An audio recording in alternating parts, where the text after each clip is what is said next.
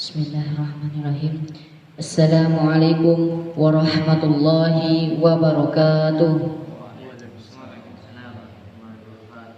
Innal hamdalillah nahmaduhu wa nasta'inuhu wa nastaghfiruh wa na'udzu billahi min syururi anfusina wa min sayyiati a'malina.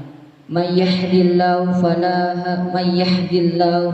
mudilla lahu wa may yudlillahu fala hadiyalah. Asyhadu an la ilaha illallah wahdahu la syarikalah wa asyhadu anna Muhammadan abduhu wa rasuluh la nabiyya ba'da. Amma ba'du. Kaum muslimin dan muslimat yang berbahagia, alhamdulillah, di antara nikmat yang Allah berikan kepada kita bisa merasakan kenikmatan melihat pemandangan yang begitu indah. Masya Allah, ini merupakan nikmat yang luar biasa, yang tentunya kita bukan hanya sebatas melihat keindahannya saja, tapi kita juga merenungi akan kebesaran Allah Subhanahu wa Ta'ala, merenungi akan keindahan Allah Subhanahu wa Ta'ala, sehingga dari situ semakin bertambah keimanan kita, dan kita yakin bahwa Allah itu indah. Indah bukan hanya ciptaannya saja, indah juga syariatnya dan indah perbuatannya. Maka dari itu kita juga berusaha bagaimana kita merasakan keindahan tersebut di dalam ibadah kita, di dalam menjalankan syariat Allah. Maka ini merupakan sesuatu yang sangat luar biasa kalau kita semua bisa merasakan kenikmatan tersebut. Sebab tidak ada yang lebih indah bagi seorang hamba selain bermunajat kepada Allah Subhanahu wa Ta'ala. Tidak ada yang lebih indah bagi hati kita ketika hati kita bertakarub pada Allah Subhanahu wa Ta'ala.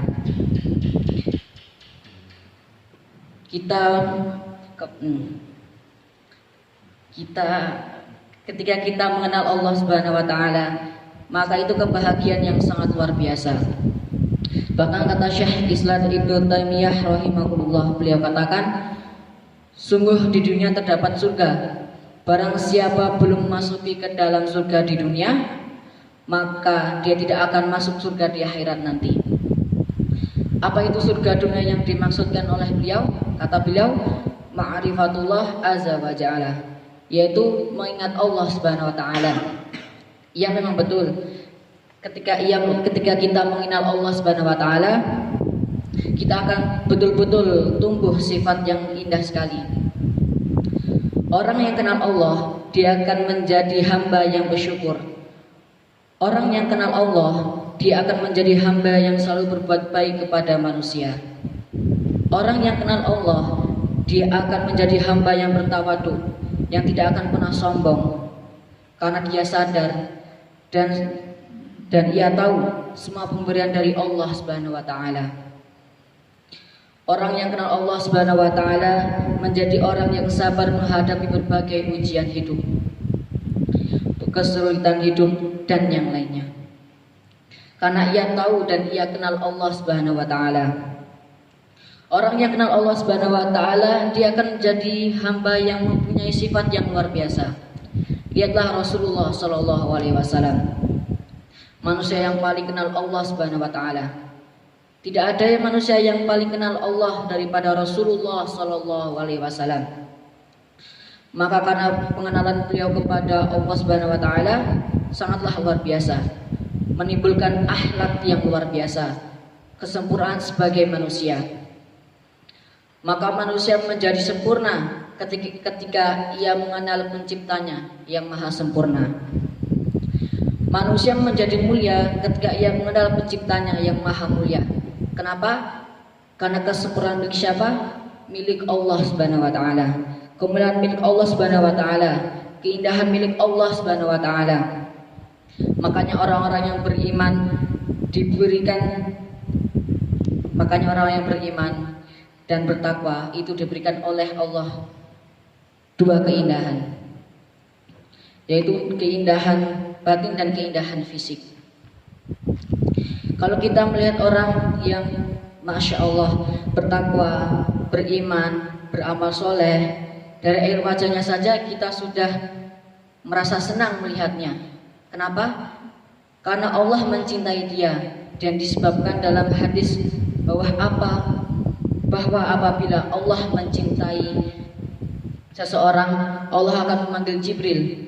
Lalu Jibril menyeru kepada semua penduduk langit dan bumi bahwasanya Allah mencintai si fulan, maka cintailah dia. Maka dicintai oleh penduduk langit, dicintai oleh penduduk bumi berupa bebatuan, demikian hewan-hewan dan yang lainnya. Dan diletakkanlah penerimaan di muka bumi, kata Rasulullah SAW.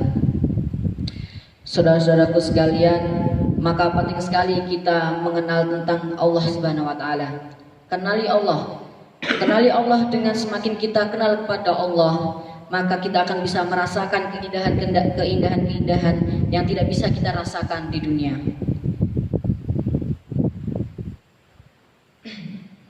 Makanya kenikmatan penduduk surga yang paling luar biasa di surga yaitu melihat Allah Subhanahu wa taala. Tidak ada keindahan di surga yang melebihi melihat wajah Allah Subhanahu wa taala. Sebagaimana dalam hadis diriwayatkan Imam Bukhari dan Muslim, ketika Rasulullah SAW menafsirkan firman Allah Subhanahu wa taala,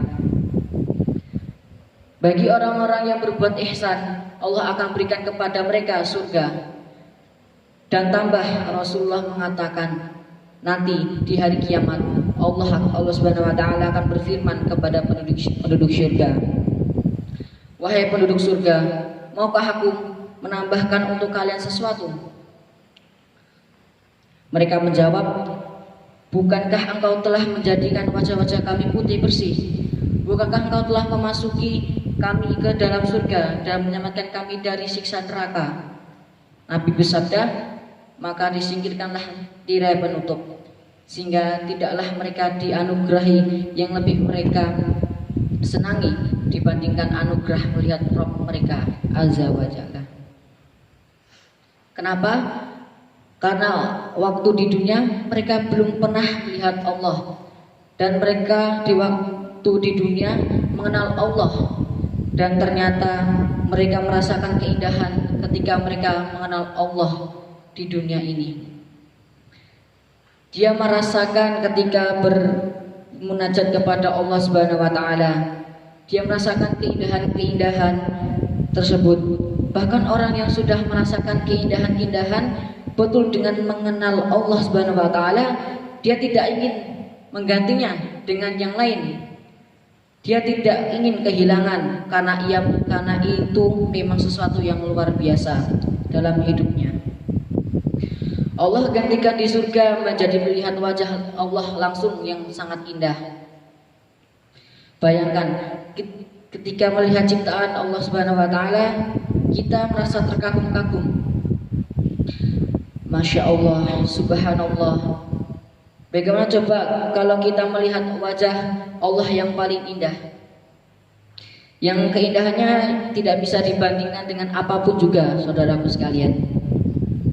Maka saudara-saudaraku sekalian, Rasulullah SAW menganjurkan kita untuk berusaha mengenal Allah Subhanahu wa taala. Rasulullah SAW bersabda, sesungguhnya Allah memiliki 99 nama. Barang siapa mengihsankan akan masuk surga. Apa yang dimaksud dengan mengisod di dalam hadis tersebut?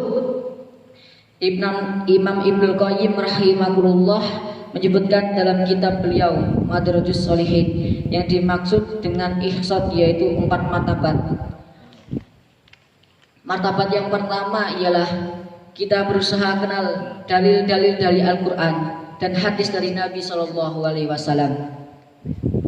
Martabat yang kedua, kita berusaha untuk menghafalnya.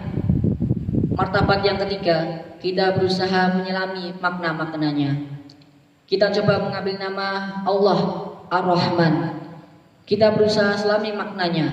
Apa makna Ar-Rahman? Kemudian martabat yang keempat itu kita mengenal kita mengamalkan konsekuensinya. Masya Allah, ini luar biasa sekali. Maka dari itulah mari kita berusaha mengenal Allah dengan dua cara. Kata Syekh Muhammad bin Shalih Utsaimin rahimahullah, mengenal Allah dengan dua cara. Cara yang pertama yaitu melalui ayat-ayat yang dibaca, yaitu Al-Quran dan hadis Nabi SAW. Karena Allah memperkenalkan diri dalam Al-Quran. Baca ayat kursi, Allah Subhanahu wa taala berfirman, Allahu la ilaha illa huwal hayyul qayyum. Baca surat Al-Hasyr, baca Al-Quran, kita akan dapatkan Allah memperkenalkan diri kepada hamba-hambanya. Ini cara yang pertama, saudaraku. Cara yang kedua yaitu mengenal Allah melalui ayat-ayat yang bersifat kauniyah. Ketika kita melihat bagaimana besarnya langit dan bumi, yang kebesarannya tidak bisa kita ungkapkan dengan kata-kata. Bumi yang kita pijak ini saja sangat besar sekali. 7 lapis 7 langit bumi. Dan 7 lapis bumi itu bagaimana? Allah Subhanahu wa taala berfirman, "Walaqad zayyana as-samaa'a ad-dunya bimasabih." Dan sungguh kami telah mengisi langit dan bumi dengan bintang-bintang. Bayangkan bintang-bintang yang di situ. Demikian pula matahari. Ternyata itu masih langit dunia, saudaraku. Ternyata bumi sangat kecil sekali dibandingkan dengan matahari. Itu baru langit dunia. Bagaimana yang pertama, yang kedua, yang ketiga, yang keempat lebih besar lagi. Ketika kita melihat ciptaan Allah yang luar biasa, Allah Maha Besar. Kebesaran Allah yang luar biasa yang kita kenal dengan melihat penciptaannya. Ketika kita melihat laut yang bergelombang, keindahan-keindahan yang Allah Subhanahu wa taala perlihatkan kepada kita untuk memperlihatkan kepada hamba-hambanya tentang kekuasaan kepada hamba-hambanya. Untuk apa? Supaya kita menjadi hamba-hamba yang berfikir. Allah mengatakan, Inna fi khalqis samawati wal ardi wa ikhtilafil laili wan nahari la ayatin liulil albab.